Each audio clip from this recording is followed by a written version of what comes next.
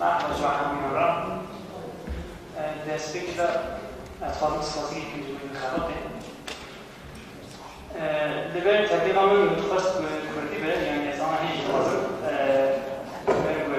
يجوا ممثلات من شيء كردي داخل تشكيل باقيشان لمجال تسر bir zamanın Kürt kimliği üzerine yapılan tarifatlar bu meseleyi ben daha önceden de Türkçe dosya olarak hazırladığım için burada da Türkçe sunum yapacağız. Yalnız ondan önce bir teşekkür etmek istiyorum. Bu Kürtler ve Kürdistan'ın toplumsal hafızasında önemli bir yeri olan Bitlisili üzerinde bu güzel çalışma yapan arkadaşların hepsine eline geçirmek için teşekkür ediyorum. Umarım bu çalışmaların benzerleri de Kürdistan illeri içinde devam eder ve böylece mekan ve tarih bağlamında bir toplumsal tarih bilinci oluşur ki lazım Kürtler için eksik. Bunun için teşekkür ediyorum. Benim konum, gerçi bir önceki oturumda genelde bu tarz sempozyumlarda tercümanlar yaparlar, genelde birilerinin vaktini çağırır. Benimki kadroda benim konumu biraz çaldı. Bundan önceki oturumda biraz benim anlatacağım konuyla kısa da değindi, yine de teşekkür ediyoruz. Ben de onun değindiği kısımlara çok değinmeden üzerinden geçeceğim. Bitlis bizim için önemli demiştik, bir sebebi de tarih içerisinde yetiştirdiği şahıslar nedeniyle, yani o yüzden dolayı bizim için önemli. Bunlardan bir tanesi de Bediüzzaman Said Nursi ya da Bediüzzaman Said Kürdi'dir. Bugün hem uluslararası akademik alanda üzerinde çokça çalışmalar yapılan birisi, hem de eserleri bugün 50'nin üzerine dünya diline çevrilmiş, hareket metoduyla, irşad metoduyla, duruşu, feraseti ve cesaretiyle çokça bilimsel araştırmalara konu olmuş ve olmaya devam ediyor. Tabii biz burada malum, yani birçok tarafta Bediüzzaman ilgili yazılır, çiziliyor, konuşuluyor, sempozyumlar, konferanslar çok kullanılıyor. Ama Bitlis'te doğmuş, Kürt kimlik ve kültürünü özenle sahiplenen birisi olduğu halde bu noktada üzerinde çok az araştırma yapılmış ve pek de dile gelmiyor. Gerçekte Bediüzzaman bunu yapmış mıdır ya da yapmamış mıdır? Yani bugün bu noktada çok tartışılmaması ve konuşulmamasının sebebi Bediüzzaman'ın bu Kürt kimliğini az göstermesi ya da yansıması mıydı? Yoksa onun ardılları tarafından bu noktada yapılan tarifatlar mıydı? Bizim konumuz da bu. Konuşulmamasının, özellikle Kürdi kimliği üzerine hakkında çokça az konuşulmasının sebebi ondan sonra gelenlerin özenle Bediüzzaman'ın Kürt kimliği üzerine yaptıkları tarifatlar ve operasyonlar. Şimdi tabii bu uzun bir konu çünkü bütün bir eserlerinde belki değiştirilmiş ve tarifata uğramış onlarca yer var. Bunların hepsini normalde bunu bir 10 sayfa şeklinde hazırlamıştım ama burada vakit darlığı sebebiyle ben kısaca bir 2 sayfa şeklinde Nurcular tarafından, tabii bu konu içerisinde ben Nurcular derken bütün Nur gruplarını kastetmiyorum. Özellikle Zehra ve Med Zehra Nur gruplarını bunun dışında tutuyorum, bu eleştiri kısmında. Çünkü bu iki grup Bediüzzaman Said Nursi'nin Kürdi kimliği ve eserlerinin orijinalini hafaza etme ve insanlara ulaşma noktasında çok ciddi gayretler ve bedeller verilen. O yüzden burada Nurcular derken daha çok onlar değil de diğer Nur gruplarını kastederek konuşuyor hocam. Kısaca bu tarifatlar kısmının belki sosyolojik ya da psikolojik kısmına değindikten sonra eserlerinde bazı önemli tarifatların yapıldığı noktalar aktarıyor. Nur grupları içerisinde çoğunlukla statik halde de olsa Kürt realitesine karşı bir antipatilik var. Bunun sebebi ise Said Kürdi'nin sürgünden sonra etrafında toplananlar bir kısım daha önce aksiyonel birer Türk milliyetçi olmalarıydı. Ama ekseriyetle çoğunun ortak noktası geleneksel Türk orta sınıfı mensubu olmalarıydı. Bu orta sınıfın özelliği zihinlerindeki devlet kutsiyeti argümanlarının ağırlıklı olmasından. Her ne kadar bu hissiyatları Risale-i Nurlar ile biraz törpülense de genel anlamda bu hissiyatlarını kaybetmelidir. Bu zihniyette olan genel anlamda eski Said Kürtlükle sabıkalı olarak görüyorlardı. onlar için Bediüzzaman Kürt olması, hele hele Kürtler için padişaha muhalefet etmesi son derece yanlış olduğu için Said Kürt'ü bu Kürt mazisinden kurtarmak adına gerekirse Türk bile yapılacaktır. Eğer bu tutmazsa Seyyid'in üzerinden Araplaştırılacak. Bu da tutmazsa siyasetten ve Kürtlükten bir haber bir dağ Kürt'ü masum ve ihlaslı bir molla olarak kalacaktır. Bediüzzaman Türkleştirme operasyonun başında zorla kendisine bir tarihçi kimliği verilen Cemal Kutay getirildi. Yani eserlerini okumuşsunuzdur, biliyorsunuzdur. Cemal Kutay Bediüzzaman'ın Türk olduğu iddiasını şu şekilde dile getiriyor. Bu iddiası Bediüzzaman Said-i Nursi diye bir eserinde aktarıyor. Aynen şöyle. Said-i Nursi, Cengiz Han'ın Anadolu'dan geçerken uğradığı yerlerde bıraktığı Cengiz Han'ın torunlarından bir aileden geliyordu. Buna delil olarak da Bediüzzaman'ın babasının Mirza olmasını gösteriyor. Yani diyor ki Mirza Türkçe'de ağa bey anlamına geliyor. Bu yüzden Bediüzzaman Türktür. Hem de Cengiz Han'ın özelinden bir Türkleştirme. Cemal Kutay'ın bu anlamsız ve akademik disiplinden son derece uzak olan bu iddiasını en büyük Nurcu grubu olan Yeni Asya grubu tarafından basıldı. Yani Nurculara göre Bediüzzaman'ın Cengiz Han'ın torunundan olması bile Kürt olmasından daha iyi.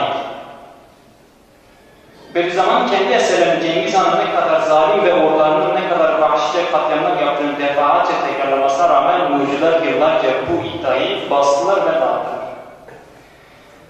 Tabi bu dezenformasyona bilimsel bir kırık uydurma bir yandan, diğer yandan ise yani bir yandan sahte tarihçiler sipariş edilirken diğer yandan da cemaat içerisinde abiler olarak tabir edilen konsept ise aynı minvalde Bediüzzaman'ın eserlerinde geçen Kürt ve Kürtistan ifadeleri üzerinde özenle seçip çıkarıyorlar ya da değiştiriyorlar. Kelimenin tam anlamıyla Bediüzzaman'ın etnik kimliğine ciddi bir operasyon yapılmıştır. Genel anlamda ama şu, Kürtlerin bir millet olma bilinci belirginleştikçe Bediüzzaman'ın Kürt kimliği belirsizleştirecek. Cemal Kutay ve asistanlığı yapan Necmettin Şahiner Bediüzzaman'ın Türk yapma projesi tutmayınca şimdilerde de Ahmet Akgündüz ile Seyitlik üzerinden bir operasyon başladı. Yani bu Seyitlik üzerinden Araplaştırma çok direkt Arap'tır ifadesi kullanılmasa da Seyitliğini ispatlarsa bu zaten Arap olduğunu artık ispatlamış oluyor artık. Tam bir devlet desteğiyle yapılan bu Ahmet Akgün'ün çalışmaları en sonunda Musul'da $300 çıkardığı bir şecere göre şimdilik Seyit olduğu ve Hazreti Ali soyunun dayandığını gösterdi. Bu son şeyde kullandığım ifadede bu şecere çıkarma olayı bundan bir 20 gün önce Güney Türkistan'a gitmiştik. Orada Doktor Azat var. Kendisi Bediüzzaman'la ilgili doktora tezi hazırlamış ve eserleri olan birisi. Bu konuyu kendisiyle konuştuk. Kendisi dedi ki hani bu parayla şecere çıkarma olayı sıradan bir iddia değil. Ahmet Akgündüz burada Musul'da dedi. Burada Musul'da bir aile var. Bu aile öteden beri parayla kendini seyit olarak göstermek isteyenler için şecereler çıkarıyor dedi. Yani bu tabi İslami devletlerin hüküm olduğu dönemde bu önemli diyorlar. Yani siz seyit olduğunuzu ispatlarsanız askerlikten muaf olabiliyordunuz, maaş alabiliyordunuz, erken emeklilik falan gibi bazı noktalarda avantajları var. Dolayısıyla bu Musul'daki aile gayrimeşru da olsa çoğu zaman para karşılığı şecereler çıkarıyordu. Gayet ucuz çıkarıyorlarmış $100. Ahmet Akgündüz diyor geldi burada piyasayı bozdu diyor $300 diyor Bediüzzaman'a diyor seyit yaptı. Yani diyor bu aile halen daha var. Yani diyor siz gidin isterseniz kendisine deyin ki ben işte Timur'a bağlayayım diyor. Tamam diyor sen 2-3 tane baban söyle ben gerisini ben hallederim diyor. Yani o şekilde var. O yüzden bunu bizzat oraya kadar gidip bunu kendisinden duydum. Tabii ondan sonra da Musul'a gidip o aileyle görüşme planı vardı. Musul düşünce üzere vazgeçtik. Şimdi bu Nurcuların mukaddime devrimdeki bu operasyonlarından sonra şimdi bizzat eserlerindeki yapılan tarifatın yapılan noktalara değineceğim. Ama ondan sonra Bediüzzaman'ın İstanbul'a gelişi ve devletle olan ilk intibarı, devletin kendisi nasıl bir muamele, padişahlarının kendisine nasıl bir muameleyle bakıldığı, fikirlerine ve kişiliğine nasıl muamele edildiği noktasında birkaç şey aktarayım. Bediüzzaman 1907'de ilk İstanbul'a gelişi o tarihtedir. Tabi gidişinin sebebi nedir? Nurculara sorarsanız baş ağrısı var. Çok ciddi baş ağrısı var ve tedavi olmak için gitti. Ama öyle değil. Çünkü Bediüzzaman medrese hayatı, medrese tahsilini görürken neredeyse Kürdistan'ın bütün köylerini bir dolaşıyor. Ve içinde bulunduğu toplumun sorunlarıyla son derece ilgilenen, bunu gözlemleyen, sebep ve sonuçlarını tespit eden birisidir. Kendi ifadesiyle diyor 15 senelik bir gözlem sonucunda gördüm ki diyor biz Kürtlerin diyor bir çare yeganesi var. O da diyor dini ilimlerle beraber pozitif bilimlerinin okutulması. Tabi bunu yapmak için de o gün için hem pozitif bilimler hem de dini bilimler bir arada okutulduğu bir okul modeli ki ona bir zaman Mezheb-i Zehra projesi diyor. Onu devletin eliyle yaptırma niyetiyle İstanbul'a geliyor. Ama o arada tabi Kürdistan coğrafyasında devletin birçok ihmali oldu.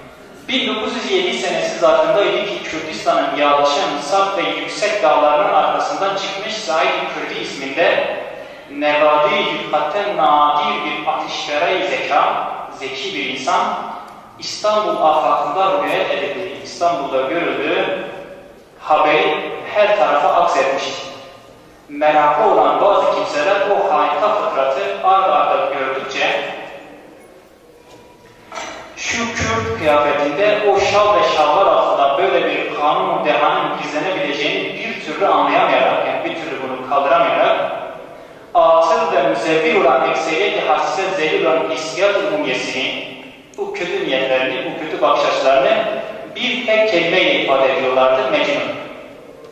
Yani manzara şu, Kürdistan Yalçın Dağları'ndan birisi gelmiş, ilmi açıdan son derece ileri düzeyde ve özellikle de Kürt kıyafetlerine, yani İstanbul'da dolaşırken de Kürt kıyafetlerine.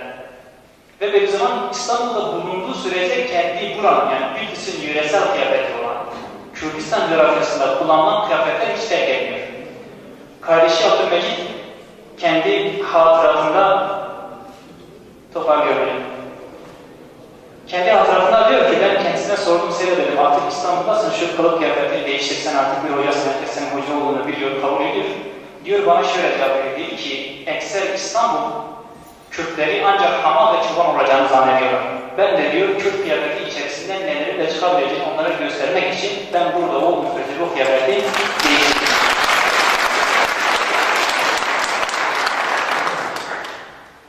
Şimdi vaktimiz çok az kalmış ama hocam şunları aktarmak zorundayım. Az kaldı, belki bir 3 dakika falan. Şimdi ben direkt şeye geçeyim, tarifata uğrayan yerlere geçeyim. Vaktimiz az olduğu için seçerek geçeceğim. Orijinal ifade dediğim zaman kullandığı orijinal ifadeyi önce okuyorum, sonra değişmiş hallerini aktaracağım. Evet. Bir Kürt talebesinin lisanına yakışacak lafızlar ile heyecanı teskin ettim. İfade bu. Bir Kürt talebesi, bir zaman kendisi bir Kürt talebesi olarak görüyor. Bu diğer yayınlarda bir köylünün lisanına yakışacak şekilde olayları teskin ettim diye geçiyor. Başka bir yerde diyor ki, fark olmasın derim ki biz ki Kürdüz, aldanırız fakat kimseyi aldatmayız. Nasıl aldatmayız? Aldatmayız. Kimseyi. Evet, kimseyi aldatmayız. Bu ifade şu şekilde değiştirilmiş. Halka sen uyuyor. Bu ifade şu şekilde tarifata uğramış. Fark olmasın derim ki biz ki hakiki Müslümanız, aldanırız fakat aldatmayız. Bir yerde Üstad Bediüzzaman Ebnai Cinsime diye başlıyor. Yani sadece kendi milletine has, kendi milletine sesleniyorum diye bir bölüm var. Orada çok ilginç bir değiştirme yapmış. Oraya aktarayım. Bediüzzaman bu ifadenin başına şöyle Kürtlere sesleniyor. Ey Asuriler ve Kânilerin cihangirlik zamanında piştar, kahraman askerleri olan Aslan Kürtler. Kürtler, 500 yıldır yattığınız yerden uyanınız. Bu şekilde bir giriş yapıyor. Şimdi peşinden gelen Nurcu abi şu şekilde değiştirmişler. Ey eski çağların Cihangir, Asya ordularının kahraman askerleri olan vatandaşlarım ve kardeşlerim. Şimdi herkes değişim yaparken kendi zihnindeki argümanları kullanıyor. Zihninde Orta Asya falan herhalde baskı olunca Asürler ve Kâhinler diye yani onlara işlerle gelmiş olan kahraman Kürtler aşağıda eski çağların Asya ordularının kahraman askerleri olan vatandaşlarım ve kardeşlerim olarak değişmiş. Daha komik olan da eğer görecekseniz buna göre.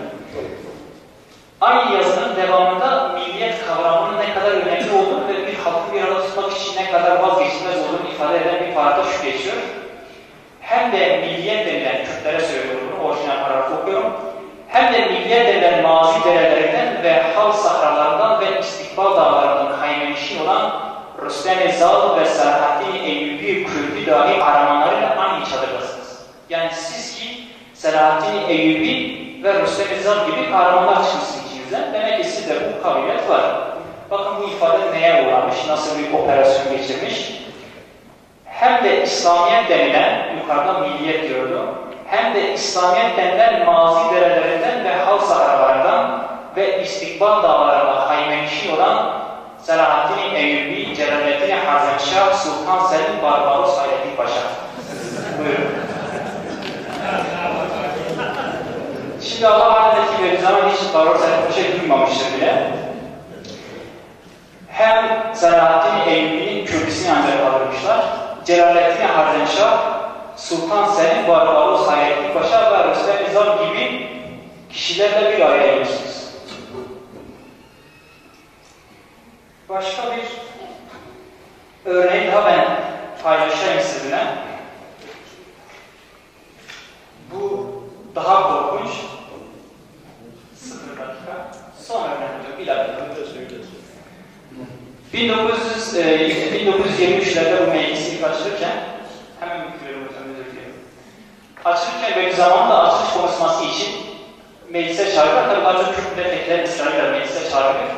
Mecliste kendi ifadesiyle diyor, bak diyor, herkes namazı bıraktırmış bu yeni gelen Kemalistler için. Ve onlara namaza dair bir ders yapıyor. Diyor ki, dedim ki namaz kılmayan haindir, hain hüküm merduttur dedim. Karşıdan Mustafa Kemal oturmuş. Diyor ki hiddet etti, kızdı diyor, ben bunu yüzüne söyledim ve mühim bir put kırdım diyor. Yani o putlaşmış olan rejimin temsilcisini bu şekilde yüzüne söylemekle mühim bir put kırdım diyor. Bu mühim bir put kırdım ifadesi diğer eserlerde mühim bir pot kırdım diye geçiyor arkadaşlar. Yani siz bunu hiçbir inanca sığdıramazsınız. Yani Bediüzzaman'ın yıllarca mücadele ettiği ve put dediği bir şeye siz yanlış yaptı diyorsunuz ve pot kırdım diye değiştiriyorsunuz. Son örneğini söyleyeyim.